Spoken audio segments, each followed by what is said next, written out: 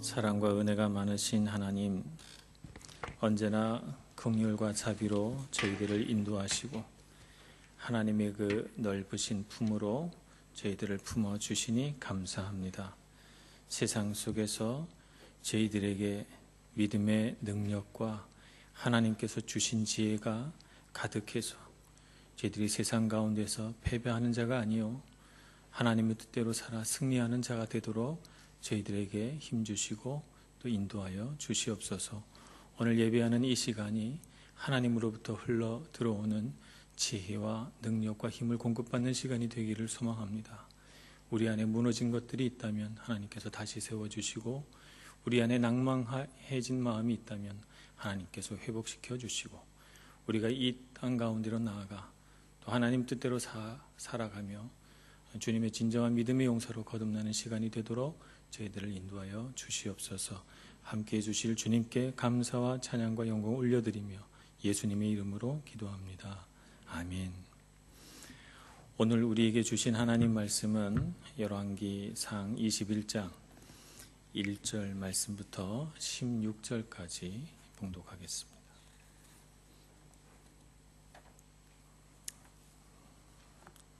구약성경 553쪽 열왕기상 21장 1절부터 16절까지 저와 여러분이 한 절씩 교독하면서 봉독하겠습니다.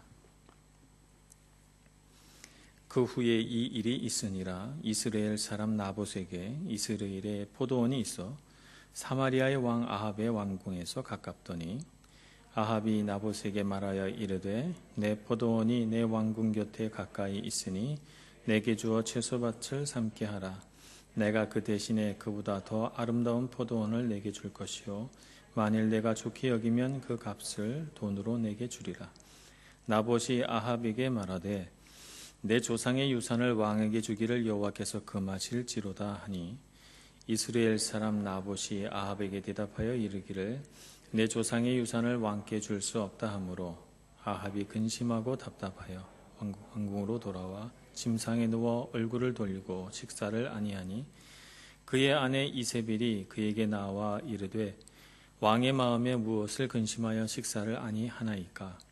왕이 그에게 이르되 내가 이스라엘 사람 나봇에게 말하여 이르기를 내 포도원을 내게 주되 돈으로 바꾸거나 만일 내가 좋아하면 내가 그 대신에 포도원을 내게 주리라 한즉 그가 대답하기를 내가 내 포도원을 내게 주지 아니하겠노라 하기 때문이로다. 그의 아내 이세벨이 그에게 이르되 왕이 지금 이스라엘 나라를 다스리시나이까. 일어나 식사를 하시고 마음을 즐겁게 하소서. 내가 이스라엘 사람 나봇의 포도원을 왕께 드리리이다 하고 아합의 이름으로 편지를 쓰고 그 인을 치고 봉하여 그의 성읍에서 나봇과 함께 사는 장로와 귀족들에게 보내니 그 편지 사연에 이르기를 금식을 선포하고 나봇을 백성 가운데 높이 앉힌 후에 불량자 두 사람을 그의 앞에 마주 앉히고 그에게 대하여 증거하기를 내가 하나님과 왕을 저주하였다 하게 하고 곧 그를 끌고 나가서 돌로 쳐 죽이라 하였더라. 그의 성읍 사람 곧 그의 성읍에 사는 장로와 귀족들이 이세벨의 지시 곧 그가 자기들에게 보낸 편지에 쓴 대로 하여 나봇을 백성 가운데 높이 앉히매 때에 불량자 두 사람이 들어와 그의 앞에 앉고 백성 앞에서 나봇에게 대하여 증언을 하여 이르기를 나봇이 하나님과 왕을 저주하였다 하매 무리가 그를 성읍 밖으로 끌고 나가서 돌로 쳐 죽이고 이세벨에게 통보하기를 나봇이 돌에 맞아 죽었나이다 하니 이세벨이 나봇이 돌에 맞아 죽었다 함을 듣고 이세벨이 아합에게 이르되 일어나 이스라엘 사람 나봇이 돈으로 바꾸어 주기를 싫어하던 나봇의 포도원을 차지하소서. 나봇이 살아있지 아니하고 죽었나이다. 아합은 나봇이 죽었다 함을 듣고 곧 일어나 이스라엘 사람 나봇의 포도원을 차지하러 그리로 내려갔더라. 아멘. 북이스라엘과 그 위쪽에 오늘날 시리아 땅을 형성하는 이 아람이라고 하는 나라와 큰 전쟁이 두 차례 있었습니다.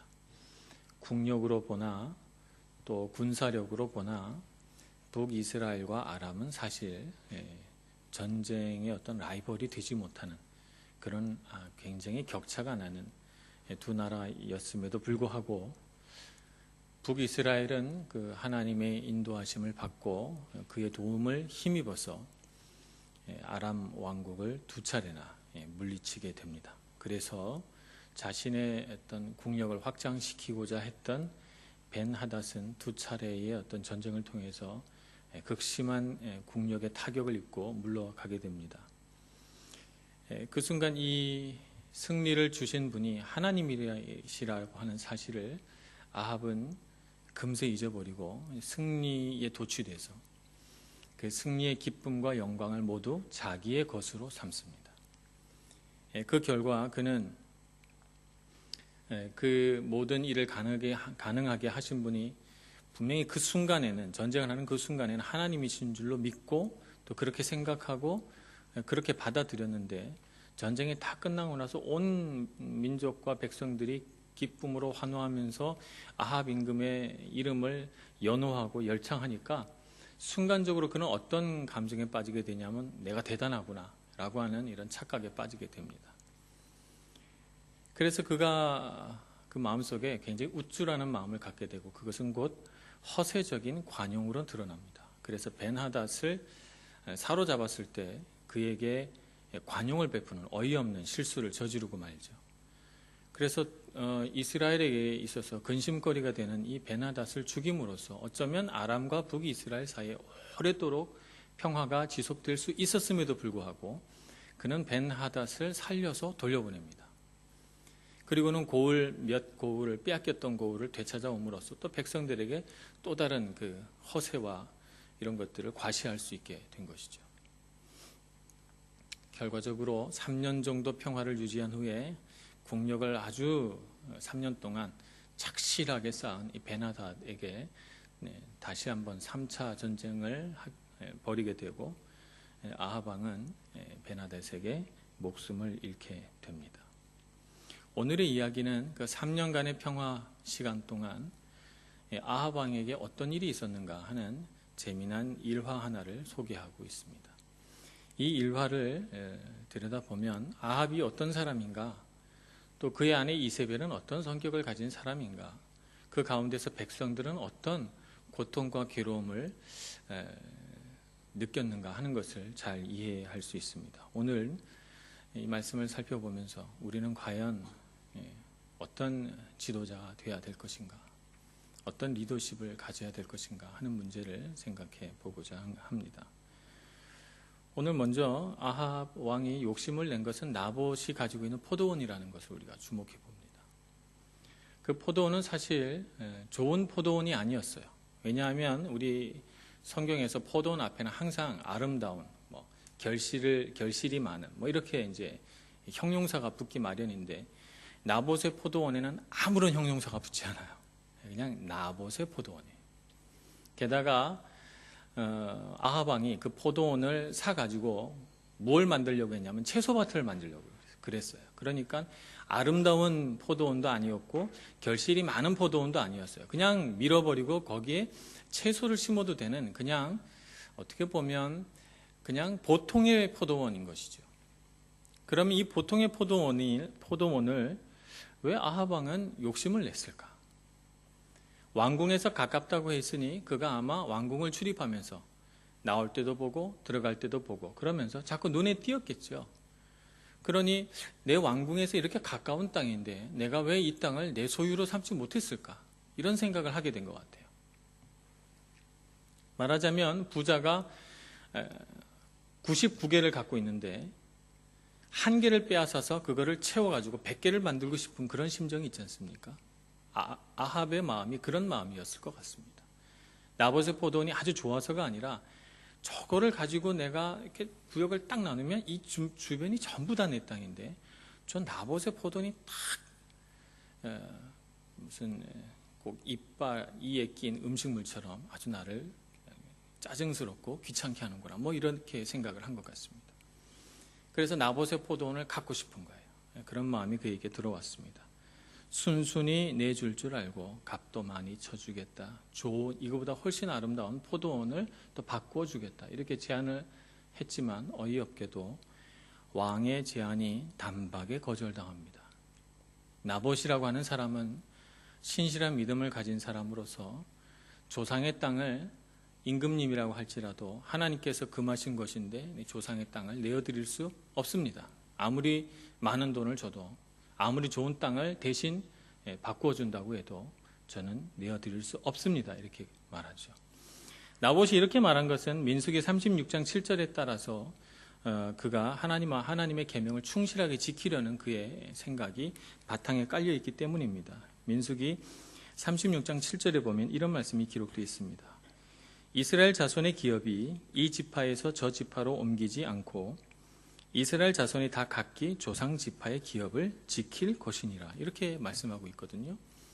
그래서 이스라엘에는 그 7년마다 안식년이 있는데 안식년이 되면 토지의 원래 주인에게로 다 토지가 돌아가게 돼 있어요.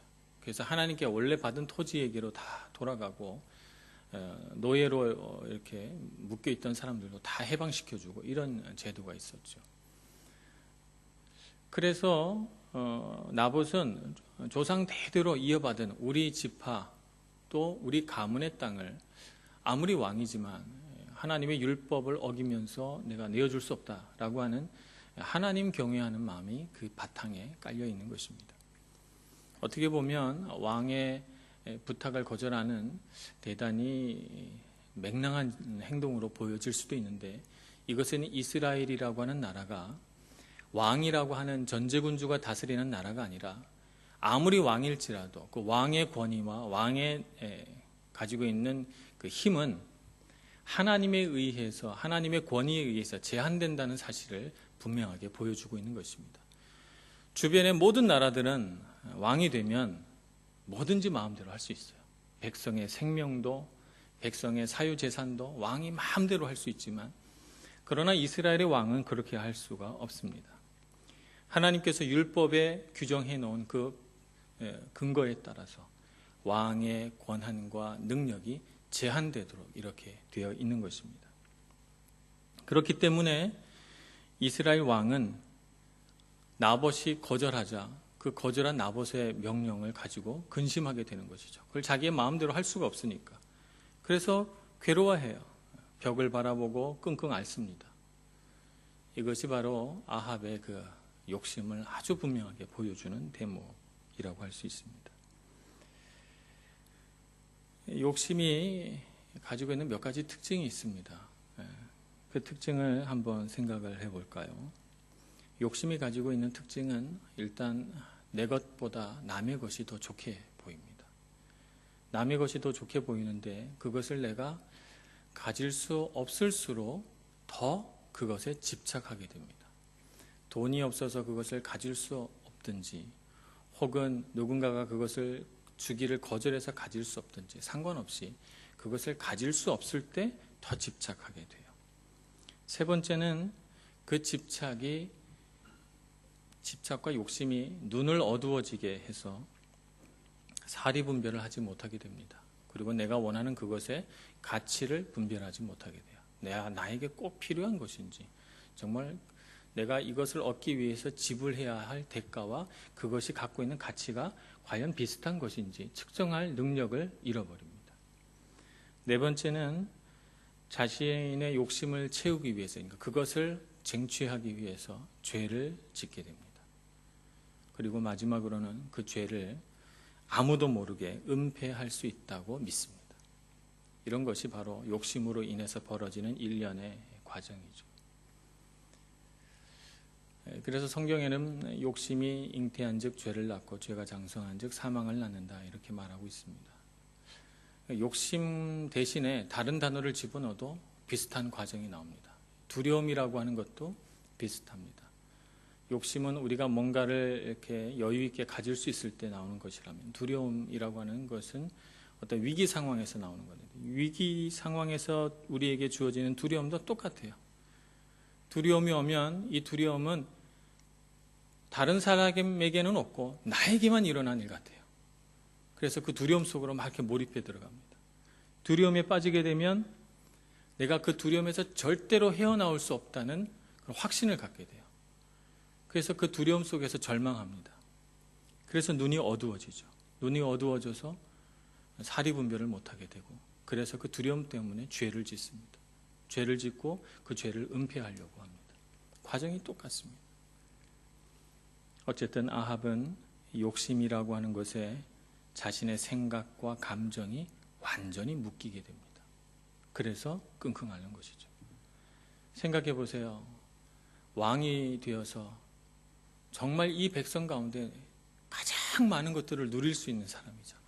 모든 것을 다 가지고 있고, 재산과 권력과 모든 것들을 다 가지고 있어요. 그가 원한다면 무슨 일이든지 할 수 있고, 나봇의 포도원뿐만 아니라 그보다 훨씬 더 아름다운 많은 땅들을 그가 소유하고 있어요.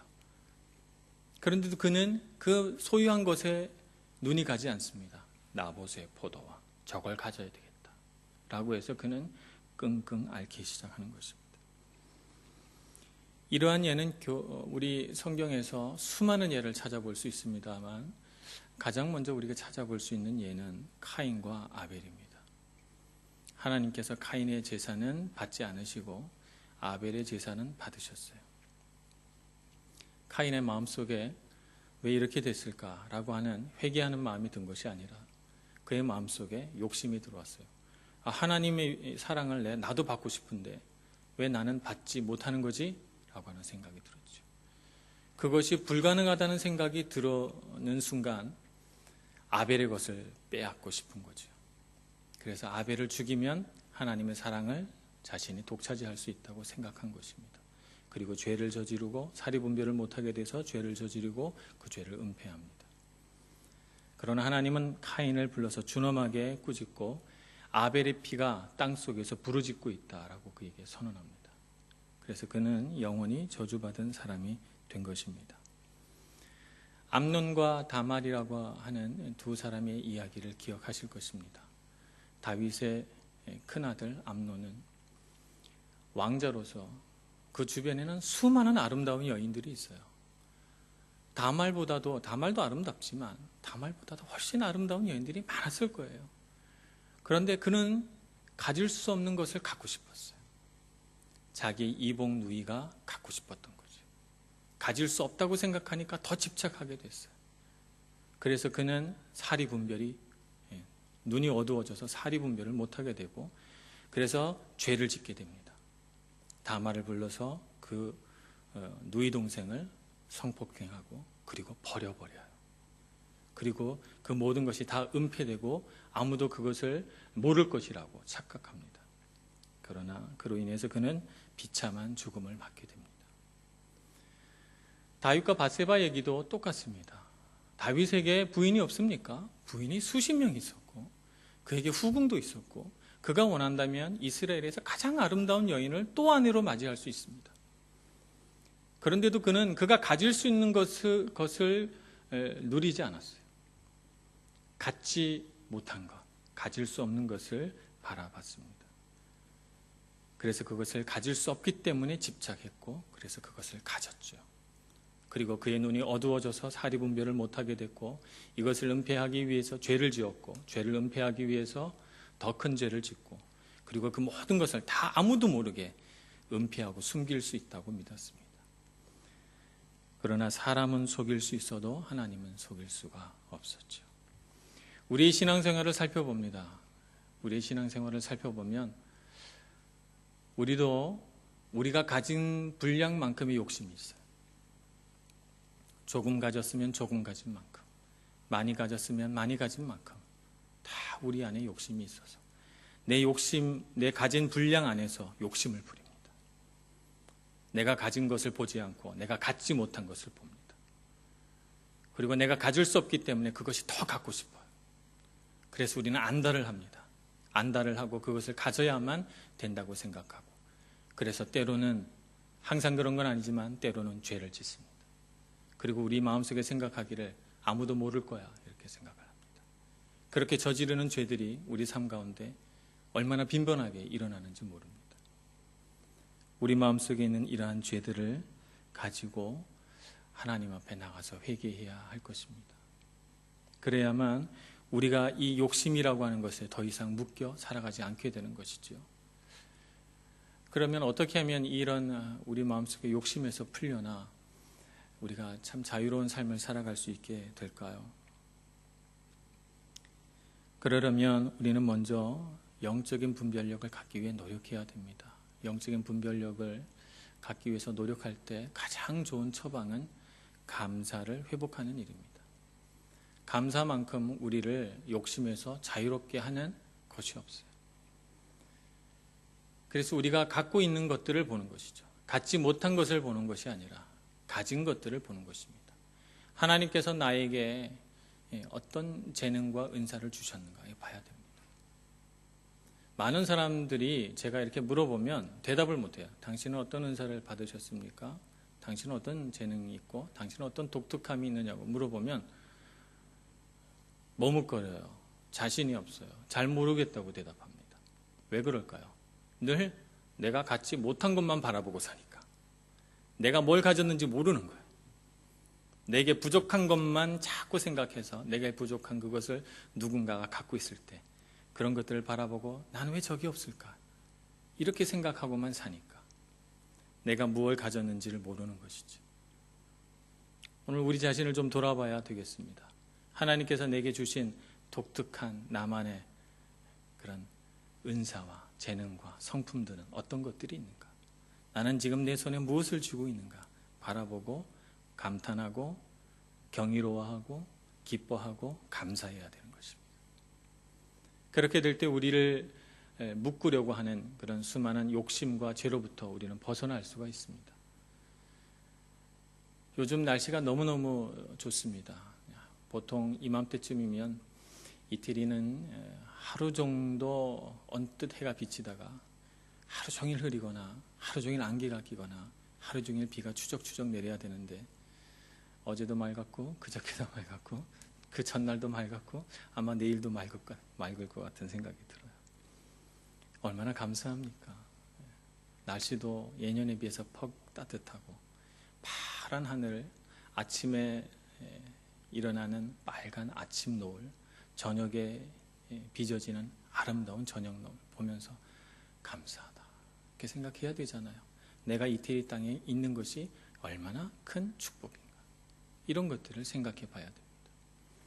제가 아프고 나서 보니까 두 발로 멀쩡하게 걸어 다니고 음식을 잘 먹는 게 얼마나 큰 축복인지 모르겠어요.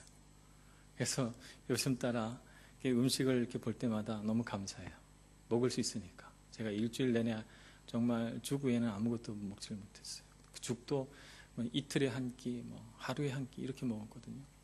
배가 고파도 먹을 수가 없어요. 그렇게 생각해 보면 참 먹을 수 있다는 것도 감사하고 우리 주변에 맛있는 음식이 있다는 것도 정말 감사한 일입니다.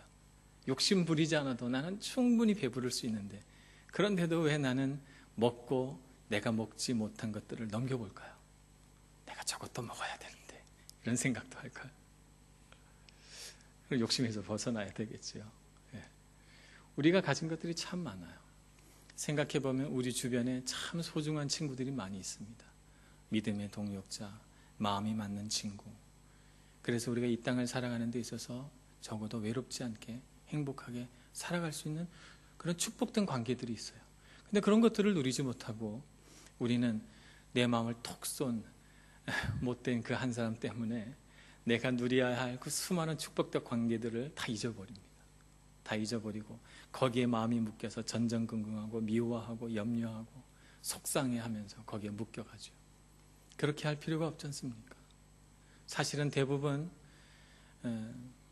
우리가 걱정하거나 속상해한다고 해서 문제를 풀 수 있는 능력이 우리에게 없고 그런 상황이 주어지지도 않아요. 그런데도 우리는 부여잡고 우리의 많은 에너지를 거기에 쏟아붓습니다.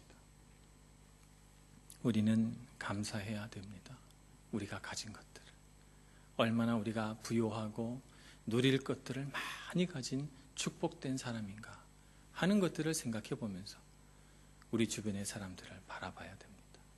내 곁에 있는 그 한 사람, 내가 누리는 이 작은 밥 한 공기, 내가 바라보는 저 파란 하늘, 참으로 감사하다라고 생각할 수 있어야 우리 안에 자꾸 부글부글 끓어오르는 그 죄의 욕망으로부터 벗어날 수가 있게 되는 것입니다.